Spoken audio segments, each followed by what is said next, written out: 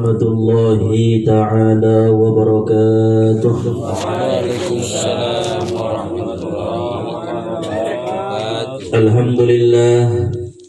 Alhamdulillahilladzi nahmaduhu wa nasta'inuhu wa nastaghfiruh wa na'udzu billahi min shururi anfusina wa min sayyiati a'malina. Man yahdihillahu fala mudilla lahu wa man yudlilhu fala hadiya lahu. Ashhadu an la ilaha illallah wahdahu la syarika lahu wa ashhadu anna sayyidana Muhammadan abduhu wa rasuluh la nabiyya ba'dah. Allahumma salli wa sallim ala sayyidina Muhammad bin Abdillah wa ala alihi wa sahbihi wa dhurriyyatihi wa azwajihi ila yaumil qiyamah, amma ba'du. Rabbi shrah li sadri wa yassir li amri wahlul 'uqdatam min lisani yafqahu qawli.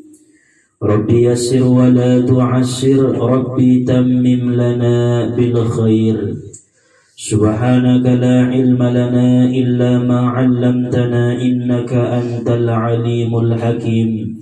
Hasbunallahu wa ni'mal wakil, la haula wa la quwwata illa billahil aliyyil azim. Yuhibbunahum kahubbillahi walladzina amanu ashaddu hubban lillah. Zuyina linnasi hubbus syahawati minan nisa'i wal banina wal qanatiril muqantarati minadh dhahabi wal fiddah wal khaylil musawwamati wal an'ami wal harth. Dzalika mata'ul hayatid dunya birahmatika ya arhamar rahimin. Amin Allahumma amin. Alhamdulillah, puji serta syukur marilah sama-sama kita panjatkan kehadirat Allah Subhanahu wa ta'ala yang senantiasa melimpahkan anugerah, nikmat, hidayah, karunia-Nya kepada kita bersama, sehingga pada malam hari ini kita dapat berkumpul di majelis Dalailul Quran yang sama-sama kita cintai ini. Salawat serta salam marilah sama-sama kita kirimkan kepada Nabi besar Muhammad sallallahu alaihi wasallam, karena syafaatnya lah yang kita harap-harapkan pada hari yauma la yanfa'u malun wala banun illa man atallaha biqalbin salim. Hari tidak berguna harta, anak, pangkat dan jabatan, melainkan hati yang bersih menghadap Allah Subhanahu wa ta'ala. Oleh sebab itu marilah sama-sama kita bersolawat dengan ucapan Allahumma salli wa sallim wa barik ala sayyidina Muhammad wa ala ali sayyidina Muhammad. Yang sama-sama kita hormati, kita muliakan, yaitu para asatiz, para tuan-tuan guru kita yang hadir pada malam hari ini. Dan juga kepada orang tua kita, para sesepuh kita, wabil khusus kepada sahibul bait beserta dengan keluarga. Umumna hadirin wal hadirat, Bapak Ibu jamaah Majlis Dalailul Quran yang sama-sama dirahmati oleh Allah Subhanahu wa ta'ala. InsyaAllah malam ini kita akan melanjutkan kajian tafsir Al-Quran surah Al-Fathu. Namun sebelumnya mari sama-sama kita berniat agar supaya duduk kita di majlis ini tidak sia-sia di hadapan Allah Ta'ala. Bismillahirrahmanirrahim. Bismillahirrahmanirrahim. Nawaitu an ata'allama fi hadzal majlisi lillahi ta'ala. Qala Allah subhanahu wa ta'ala fil Qur'anil Karim. Allah subhanahu wa ta'ala berfirman di dalam ayat suci Al-Quranul Karim, yaitu pada surah Al-Fathu ayat yang ke-16. Kullil mukhallafina minal a'rabi satud'auna ila qawmin uli ba'sin syadidin tuqatilunahum tuqatilunahum aw yuslimun fa in tuti'u yu'tikumullahu ajran hasana wa in tatawallaw kama tawallaytum min qablu yu'adzibukum 'adzaban alima. Laisa 'alal a'ma haraju wala 'alal a'raji haraju wala 'alal maridi haraj. Wa man yuti'illaha wa rasulahu yudkhilhu jannatin tajri min tahtihal anhar. Wa man yatawalla yu'adzibuhu 'adzaban alima. Ayat yang ke-16 dan ayat yang ke-17. Yang sekira-kira makna daripada ayat itu, katakanlah wahai Muhammad kepada orang-orang Badui yang tertinggal, kamu akan diajak untuk berperang dengan kaum yang mempunyai kekuatan yang besar. Kamu harus memerangi mereka kecuali mereka menyerah. Maka jika kamu patuh ajakan itu, Allah akan mendatangkan bagimu pahala yang baik. Dan jika kamu berpaling sebagaimana kamu berpaling sebelumnya, niscaya Allah akan mendatangkan kepadamu azab yang pedih. Tidaklah ada dosa atas orang-orang yang buta, dan tidak ada dosa atas orang-orang yang pincang, dan tidak ada dosa atas orang-orang yang sakit apabila tidak ikut berperang. Dan barang siapa yang patuh kepada Allah dan Rasul-Nya, Allah akan memasukkannya ke dalam surga yang mengalir di bawahnya sungai-sungai. Dan barang siapa yang berpaling, Allah akan mengazabnya dengan azab yang pedih. Maha benar Allah atas segala firman-firman-Nya. Di dalam ayat ini adalah lanjutan daripada ayat yang sebelumnya, di mana orang-orang Badui di Madinah, mereka ingin ikut berperang dengan Nabi pada peperangan Khaybar. Tetapi Allah mengatakan kepada Nabi bahwa mereka tidak boleh ikut sebagai hukuman atas ketidakpatuhan mereka kepada Rasulullah di waktu diajak oleh Nabi untuk berumrah ke kota Makkah. Ima cerita sebelumnya. Lalu kemudian di ayat ini Allah menjelaskan, kullil mukhallafina minal a'rabi, katakanlah wahai Muhammad kepada orang-orang Badui yang ada di Madinah, mereka tidak ikut berperang ke Khaybar, tetapi mereka akan berperang dengan kaum yang sangat kuat. Jadi naso iyajakni Allah yalai memerangi pada saat peperangan Khaybar, maka Allah mengatakan suatu saat jika ada peperangan yang sangat besar, musuhnya mempunyai kekuatan yang besar, maka mereka wajib ikut berperang sebagai balasan ganti daripada ketidakpatuhan mereka kepada Allah dan Rasul-Nya. Dan jika mereka patuh, maka Allah akan memberikan pahala yang baik. Tetapi jika mereka masih berpaling sebagaimana mereka berpaling sebelumnya, maka Allah akan memberikan azab yang pedih. Berarti Allah masih memberikan kesempatan kepada orang-orang Arab Badui yang tertinggal pada saat itu tidak ikut berbaiat dengan Rasulullah Sallallahu Alaihi Wasallam. Para jamaah yang dirahmati oleh Allah Subhanahu Wa Taala, menurut tafsir dijelaskan wahum jama'atun musailamatul kazzab wadda'i lil mukhallafina ala kitalihim hina izin Abu Bakrin ba'da wafatin Nabi sallallahu alaihi wasallam.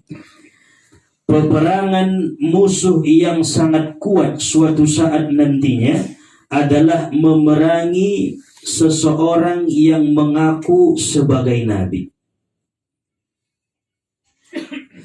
Jadi ada Banu Hanifah di wilayah Yamamah, yaitu peperangan Yamamah yang terjadi pada masa Khalifah Abu Bakar As-Siddiq radhiyallahu anhu yang dipimpin saat itu oleh Khalid bin Walid.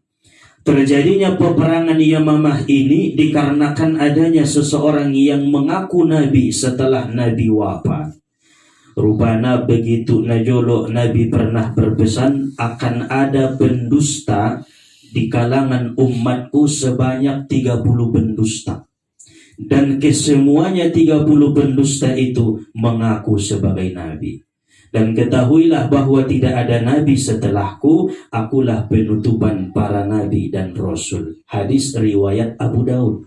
Aun mana sampeun ni Rasulullah sallallahu alaihi wasallam. Ternyata benar. Setelah Rasulullah wafat di masa Khalifah Abu Bakar, ada seorang yang tinggal di Yamamah, daerah timur Hijaz, daerah yang terkenal subur, indah. Di situ muncul satu orang yang bernama Musailamatul Kazzab. Ia mengaku bahwa dirinya adalah nabi. Dan ia memperbolehkan orang-orang yang mengikutinya untuk meninggalkan sholat, minum khamar, dan berzina. Ayo nama aku nabi. Isi namang yud do tahu toleh tinggal kunya sumbayang. Isi namang yud do tahu toleh ya minum khamar. Isi namang yud do tahu toleh ya berzina. Ning Musailamatul Kazzab. Maka itulah sebabnya Abu Bakar As-Siddiq memerangi orang-orang yang murtad. Karena begitu Nabi wafat, banyak sahabat-sahabat yang murtad. Akhirnya kealimus itu agama nalaina sebelum naik. Gara-gara mengikuti ucapan Musailamatul Kazzab. Audu Nabi ning Musailamatul Kazzab. Maka tidak sedikit pada saat itu sahabat-sahabat yang murtad. Inilah penyebabnya Abu Bakar menjadikan Khalid bin Walid sebagai pemimpin perang, sehingga terjadilah yang namanya peperangan Yamamah, memerangi orang yang mengaku nabi yang dipimpin oleh Musailamatul Kazzab. Pertempuran yang sangat dahsyat sehingga pada saat itu hampir kalah kaum muslimin karena berjumlah 12.000, sedangkan pasukan Musailamatul Kazzab berjumlah 40.000 orang. Imentong alunai. Maka pada saat itu Allah masih mentakdirkan kemenangan ada pada orang-orang Islam. Jadi di peperangan naonan orang-orang yang menghafal Al-Quran berada di barisan terdepan. Di sop pertama, alaina menghafal Al-Qur'ani berani alai mental nalai kuat, sehingga sop pertama, sop kedua pada saat peperangan adalah orang-orang yang menghafal Al-Qur'an. Maka menanglah agama Islam, tetapi disayangkan ada 700 orang penghafal Al-Qur'an yang tewas pada saat memerangi Musailamatul Kazzab. Aimanai sedih konni Abu Bakar As-Siddiq. Sehingga ketika Utsman bin Affan mengatakan, aku ingin membukukan Al-Quran, aku ingin membukukan firman-firman Allah, maka tidak dilarang oleh Abu Bakar. Harana wahat na tewas, 700 alak na tewas na menghafal Qur'ani, adeges may bain masungoni, bukuan ma Al-Qur'ani, bukuan ma firman-firman ni Allahi, inday larang oleh Abu Bakar. Harana melihat kondisi pada saat itu banyak yang tewas, orang-orang yang menghafal Al-Quran, mereka memerangi yang mengaku nabi, yaitu Musailamatul Kazzab. Maka di dalam ayat ini Allah mengatakan, laisa 'alal a'ma harajun wala 'alal a'raji harajun wala 'alal maridi haraj. Tidak ada dosa bagi orang-orang yang buta, bagi orang-orang yang pincang, bagi orang-orang yang sakit ketika mereka tidak ikut berperang. Wala karak badui apabila dong na buta, adong na orang sehat, adong na pincang kakina, tola dua lainang pendut marporang ning Allah Subhanahu wa ta'ala. Tetapi mereka yang sehat badannya diwajibkan untuk ikut berperang. Maka itu adalah sebagai ganti bahwasana najolo indadut kalai mamorangi ala-kalak di Khaybar, maka Allah memberikan mereka berperang dengan orang yang kuat, yaitu Musailamatul Kazzab. Arung judi ben Allah balosana. Hadirin jamaah yang dirahmati oleh Allah Subhanahu wa ta'ala.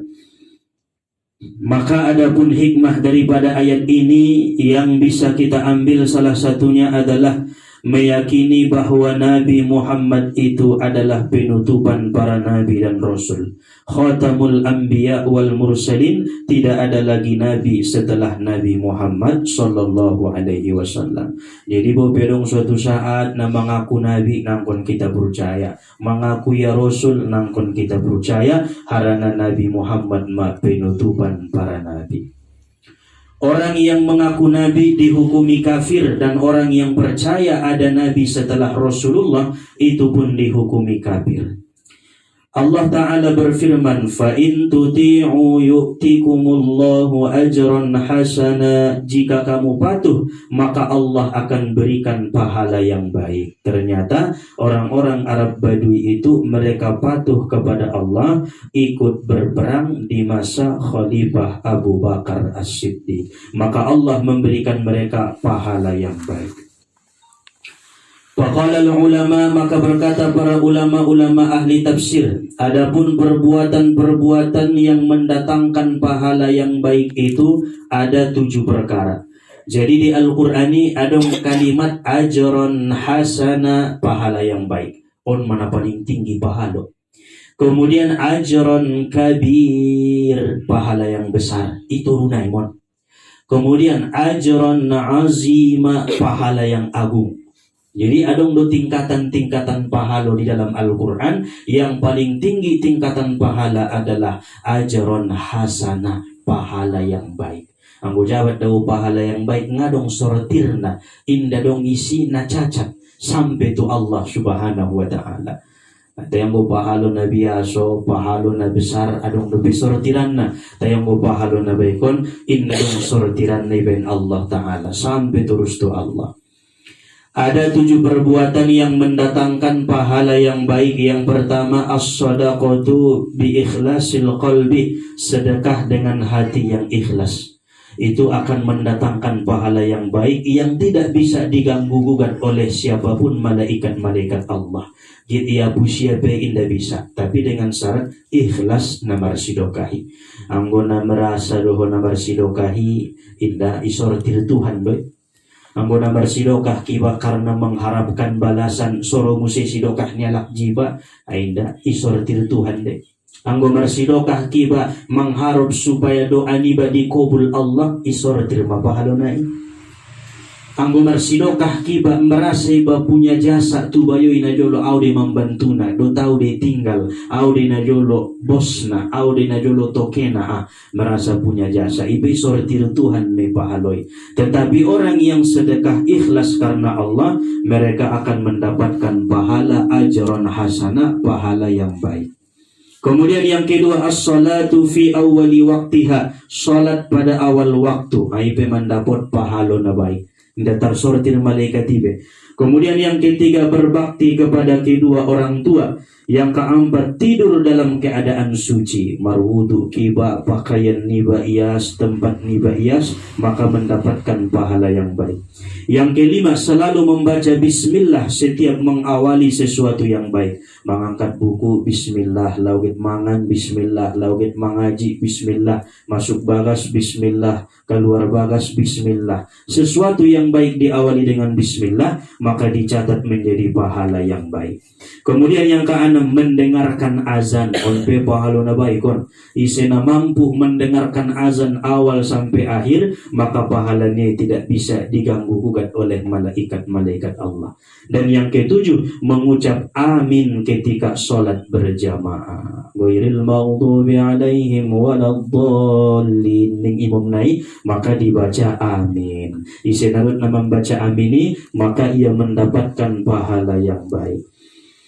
Kemudian yang terakhir, para ulama mengatakan apabila seseorang itu mendapatkan satu pahala yang baik, maka itu lebih baik daripada dunia dan seisinya. Dengan dona inan ampado dunia ondo isinai.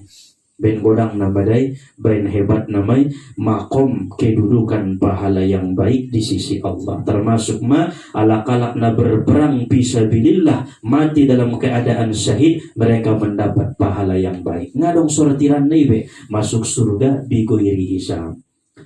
Dan orang-orang yang mendapatkan pahala yang baik, maka mereka akan melihat Rasulullah Sallallahu Alaihi Wasallam nantinya di dalam surga. On manikmat na paling godang, isi-isi na mendapatkan pahala na baiki, ia akan bisa melihat Rasulullah di dalam surga. Surga akan sati nikmat bila tidak melihat Rasulullah Sallallahu Alaihi Wasallam, karena surga diciptakan dengan adanya Muhammad sallallahu alaihi wasallam. Ngatagi isarugoy anggon ada buruni bamaya adohot keluarga niba ngaju ngada mangida Rasulullah sallallahu alaihi wasallam. Maka palapur mangida nabinta di bahasan sarugo, carilah pahala-pahala yang baik yang ada pada 7 perbuatan yang kita kaji pada malam hari ini. Mudah-mudahan hikmah daripada kedua ayat ini menambah keimanan dan ketakwaan kita kepada Allah Subhanahu wa taala,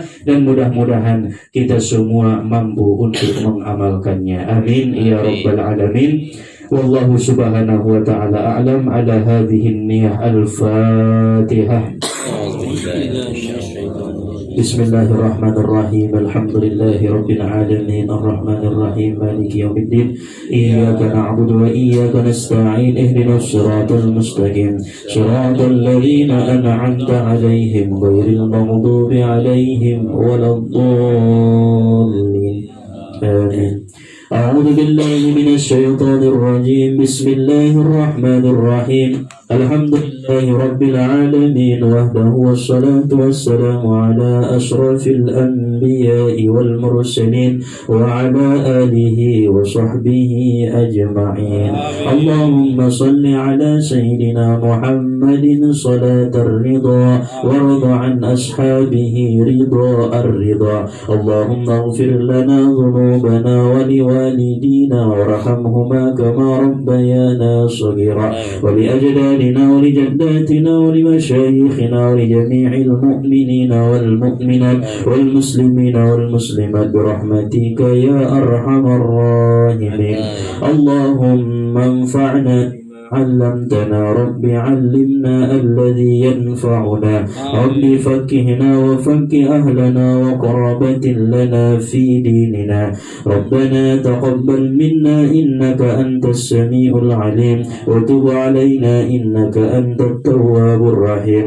اللهم قسم لنا من خشيتك ما تحول به بيننا وبين معصيتك، ومن طاعتك ما تبلغنا به جنتك، ومن اليقين ما تهون به علينا مصائب الدنيا. ومتعنا اللهم بأسماعنا وأبصارنا وقواتنا أبدا ما أبقيتنا، واجعله الوارث منا، واجعل ثأرنا على من ظلمنا، وانصرنا على من عادانا، ولا تجعل مصيبتنا في ديننا، ولا تجعل الدنيا أكبر همنا ولا مبلغ علمنا، ولا تسلط علينا من لا يرحمنا ولا يخافك فينا، إنك على كل شيء قدير.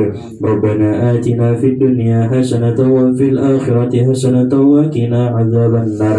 وصلى الله على سيدنا محمد وعلى آله وصحبه وسلم بفضلك سبحان ربك رب العزة عما يصفون، وسلام على المرسلين والحمد لله رب العالمين. اللهم ارحمنا بالقرآن واجعله لنا إماما